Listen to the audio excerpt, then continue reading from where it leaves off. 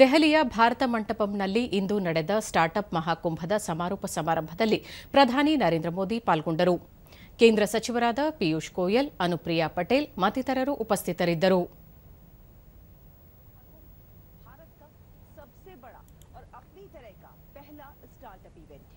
इस विशाल संगम में सभी राज्यों से 3000 से अधिक प्रतिनिधि, 3000 भावी उद्यमी और 50,000 कि भारत ने ಸಮಾವೇಶ ಉದ್ದೇಶಿಸಿ ಪ್ರಧಾನಿ ದೇಶ 2047ರ ವಿಕಸಿತ ಭಾರತ ನಿರ್ಮಾಣದ ಗುರಿಯೊಂದಿಗೆ ಕಾರ್ಯತತ್ಪರವಾಗಿದೆ.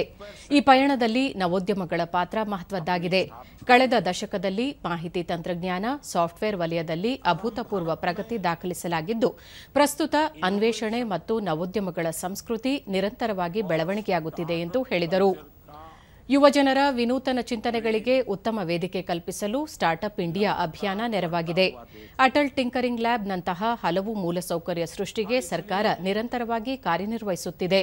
ಪರಿಣಾಮವಾಗಿ 2 ಮತ್ತು 3ನೇ ಸ್ತರದ ನಗರಗಳಲ್ಲೂ ಇಂದು ನವೋದ್ಯಮಗಳಿಗೆ ಸೌಲಭ್ಯಗಳು ಸೃಷ್ಟಿಯಾಗಿದ್ದು, 600ಕ್ಕೂ ಅಧಿಕ ಜಿಲ್ಲೆಗಳಲ್ಲಿ ನವೋದ್ಯಮಗಳು ಕಾರ್ಯನಿರ್ವಹಿಸುತ್ತಿವೆ. ಸಾಮಾಜಿಕ ಸಂಸ್ಕೃತಿ ನಿರ್ಮಾಣವಾಗಿದೆ ಎಂದರು.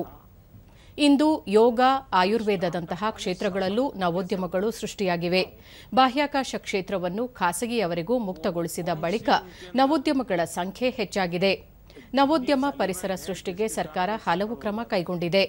ದೇಶದ ಯುವಜನತೆ ಉದ್ಯೋಗಾಕಾಂಕ್ಷಿಯಾಗುವುದಕ್ಕಿಂತ ಹೆಚ್ಚಾಗಿ ಉದ್ಯೋಗಗಳನ್ನು ಸೃಷ್ಟಿಸುವಲ್ಲಿ ಆಸಕ್ತಿ ತೋರುತ್ತಿರುವುದು ಭವಿಷ್ಯದ ದೃಷ್ಟಿಯಿಂದ ಉತ್ತಮ ಬೆಳವಣಿಗೆಯಾಗಿದೆ ಎಂದು ಪ್ರಧಾನಿ ಹೇಳಿದರು. ದೇಶ ಪ್ರಸ್ತುತ ಜಾಗತಿಕ ಮಟ್ಟದಲ್ಲಿ 3ನೇ ಅತಿದೊಡ್ಡ ನವೋದ್ಯಮ ಪೂರಕ ಪರಿಸರ ವ್ಯವಸ್ಥೆ ಹೊಂದಿದೆ. 12 ಲಕ್ಷಕ್ಕೂ ಅಧಿಕ ಯುವಜನತೆ ನೇರವಾಗಿ ನವೋದ್ಯಮ ಕ್ಷೇತ್ರದೊಂದಿಗೆ ಸಂಬಂಧ ಹೊಂದಿದ್ದಾರೆ.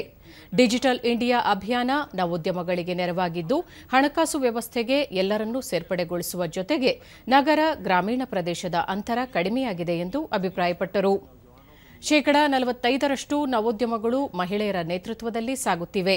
ಈ ಶಕ್ತಿ ಮಹತ್ವದ್ದಾಗಿದ್ದು, ಇದು ದೇಶಕ್ಕೆ ಹೆಚ್ಚುವರಿ ಕೊಡುಗೆಯಾಗಿದೆ.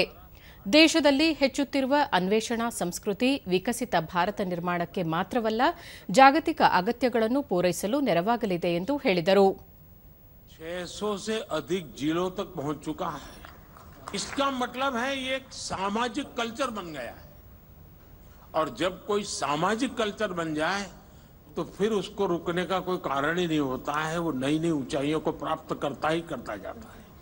Agriculture, textile, medicine, transport, space, even मैंने देखा योगा में स्टार्टअप शुरू हुए, आयुर्वेद में स्टार्टअप शुरू हुआ है. और एक दो नहीं, मैं रुचि लेता हूं तो देखता रहता हूं. 300, 400 की संख्या में है.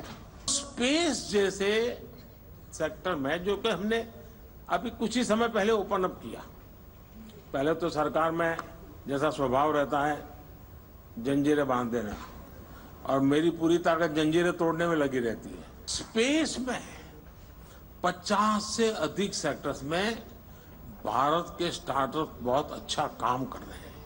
और ऑलरेडी हमारे स्टार्टअप स्पेस शटल लॉन्च करने लगे हैं. जी,